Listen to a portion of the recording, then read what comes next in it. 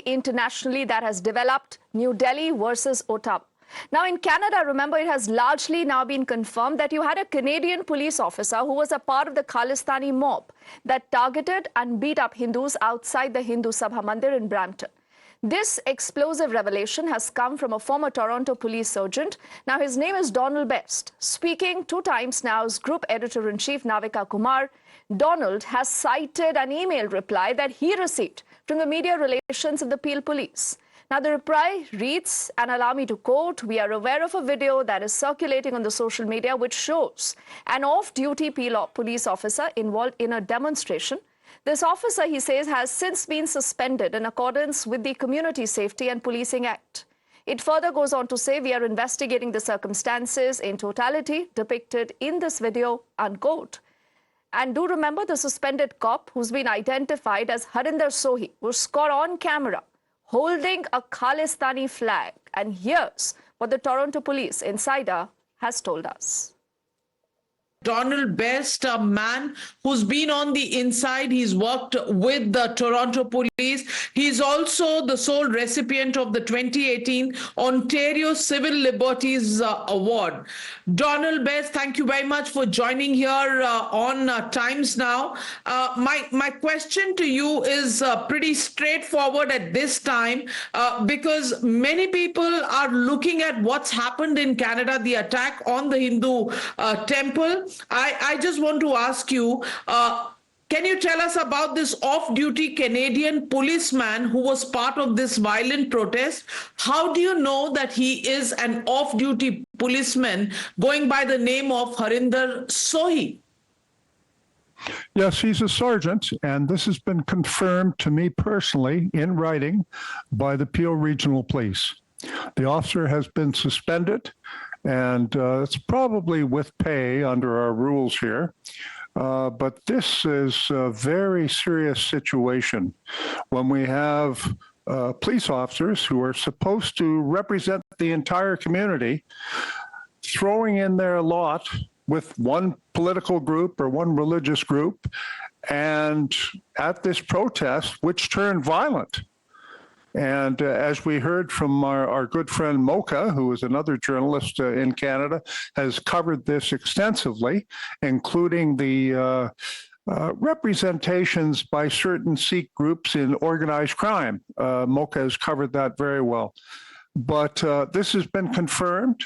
So the question is, if this sergeant, he's a senior police officer of many years, has involved himself now with a protest that turned violent, which really was an attack upon a place of religious worship, how can he now serve the entire community?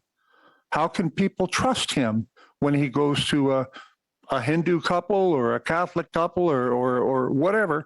How can we trust him now that he has put this as a priority? I just don't understand the man's thinking. This is frankly disgusting. I've seen screenshots. You've shared with us the screenshots of the email that you've received from Peel Police. What are the details that they have shared and divulged about this man you call the sergeant level police officer? Right. Well, they've confirmed that it is him. They've confirmed that he has been suspended.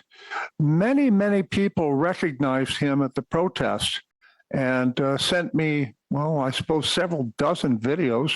Now, he was holding a Khalistan flag. At another time, he was holding an American flag. And while he was holding that there, in that photo there, he's holding, that's from a video. And Sergeant, I think it's pronounced Sohi, it's S-O-H-I. And he's holding a Khalistan flag, but at the same time, the crowd is chanting that the Indian government are terrorists. So we have a police officer holding a Khalistan flag and smiling and moving his lips. Obviously, you can't hear what he's saying, but the crowd is chanting that the Indian government are terrorists, is terrorists. So how can he continue to be a police officer? So is this the blatant proof of how institutions have been infiltrated by these Khalistani sympathizers, and the fact that the Trudeau government literally probably is accused of harboring such individuals inside the government institutions? Well, as you know, our largest terror attack ever in Canada was the Air India bombing. So many people killed, and that was people who lived in Canada were involved in that. And lately, we've had so much immigration and too much immigration in such a short period of time in Canada. Depending on who you listen to, 1.5 million or 2 million people for a country that, that's a very high percentage of our population. So we've had this, and many of them have been Khalistani sympathizers. That's just the reality. And they've taken over. Many local politicians have been elected, and provincially and nationally too. The leader of one of the opposition parties is a Sikh, and I believe I've heard he's not allowed into India, so I don't know. But I can tell you that Canadians are getting very tired, very weary of infighting in Canada from people who come to Canada. Now, you have to understand, for 100 years, we've had people from all over the world, and yes, some of the people have been at war and have problems with other people, but when we get to Canada, we like to think that we at least try and get together and get along together in this new country.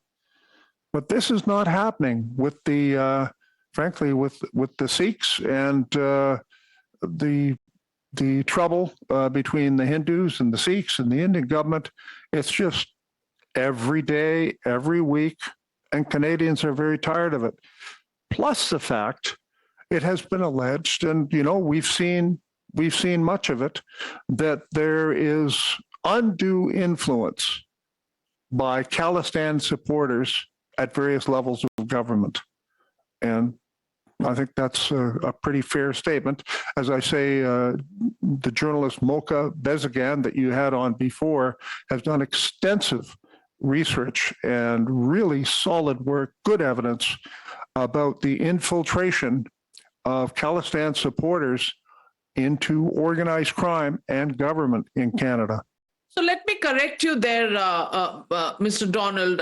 Sikhs and Hindus are very close in India. There's not much difference between them. It's actually these Khalistani separatist supporters who want to divide India, who are a completely different tribe, a smaller group of, militant separatist ideology. To call them Sikhs would be a travesty of justice, the manner in which Sikhs and Hindus have been in India. But let me ask you, have the police reverted to you on the specific role of Mr. Sohi? No, we can see online that he has been very high profile in the community in general, and of course with the Indian community. And I want to say that I do understand that many Sikhs are against the Khalistan movement and such. I know that. But whether we talk Sikh or whether we talk Khalistan supporters, there have been documented instances of these groups, both of them, if you want to call them two different groups, with organized crime. Obviously, there was a couple of murders in Canada that the Canadian government even accused the Indian government of being involved in. And the situation is very confusing to those of us who really don't know India and know the politics and such. Just as probably if we asked you about Quebec separatists or Alberta separatists, That's it. Fair enough. Fair enough. But question that I want to ask you: you've been inside the police force.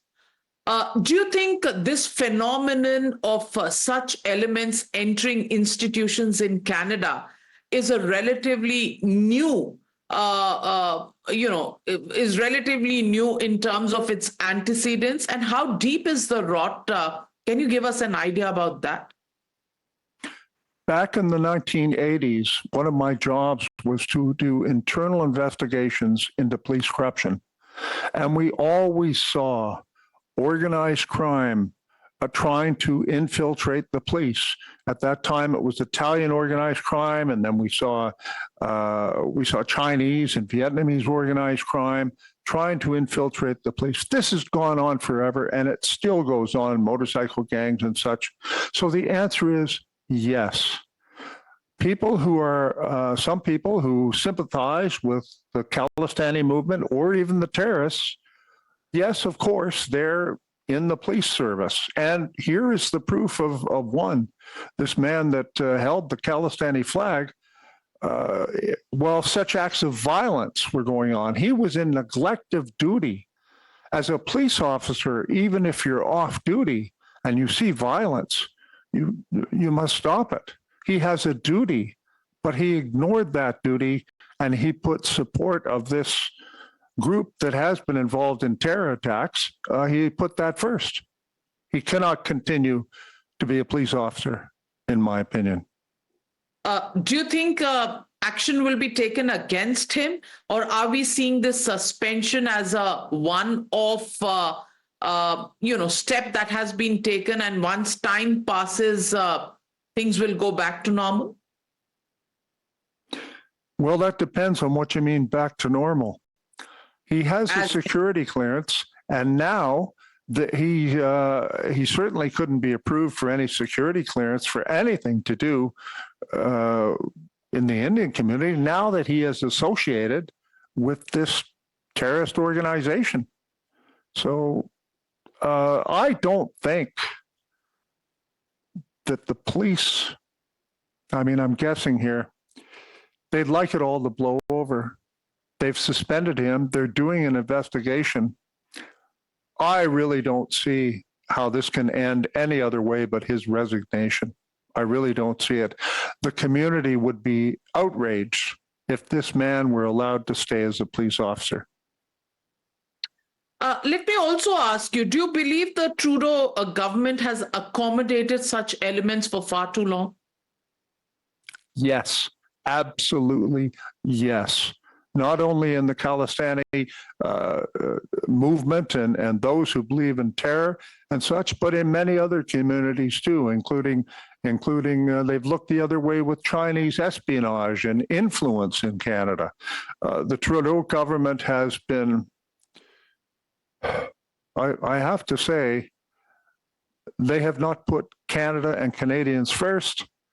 I think they've been lining their pockets, and I don't think they care about national security. And do you think this is purely based on vote bank considerations, including the need to appease or placate Jagmeet Singh of the NDP? I think that's a big part of it. Jagmeet Singh, of course, holds the balance of power. And he could have taken down, it's basically a coalition government, and he and his New Democratic Party could have taken down the Trudeau government at any time.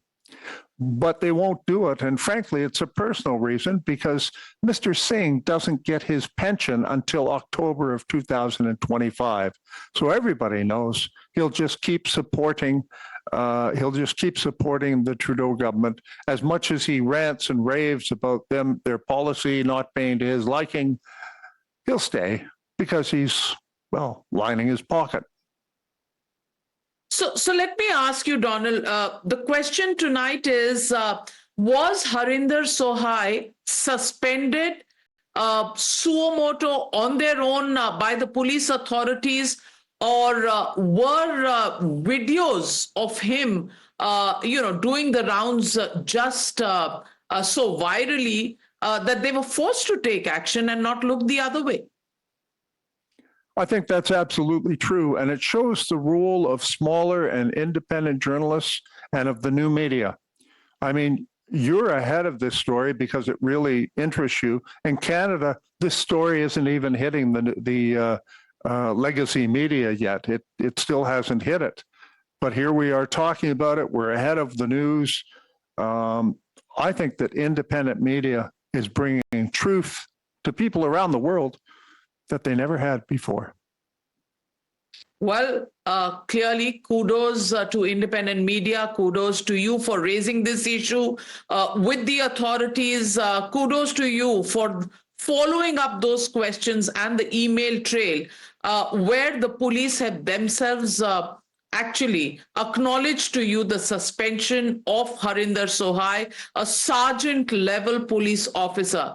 Do you think a suspension is enough? No, I don't. I think he should be fired. And I think that this will eventually end with his resignation.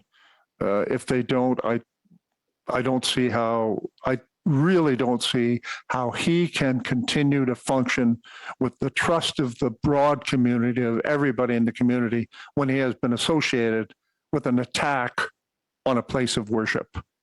Can't do it. Well said. Thank you very much, Donald Best, and you truly are the best. And thank you for sharing those insights with us. Clearly, we're following this story because attacks on Hindu temples, on Hindu devotees have become pretty commonplace in Canada. And with the latest withdrawal of our diplomats from Canada, the spotlight is on Canada and how justice will be done, and the Trudeau government will take action against elements for such violence that has been targeting just worshippers going to a temple. Thank you very much, Donald Best. We'll continue to keep coming back to you to get more updates on this story, and more power to the independent media, bringing us up to date with all that's happening on this matter in Canada. Thanks. You have a great day. Bye-bye. Thank you.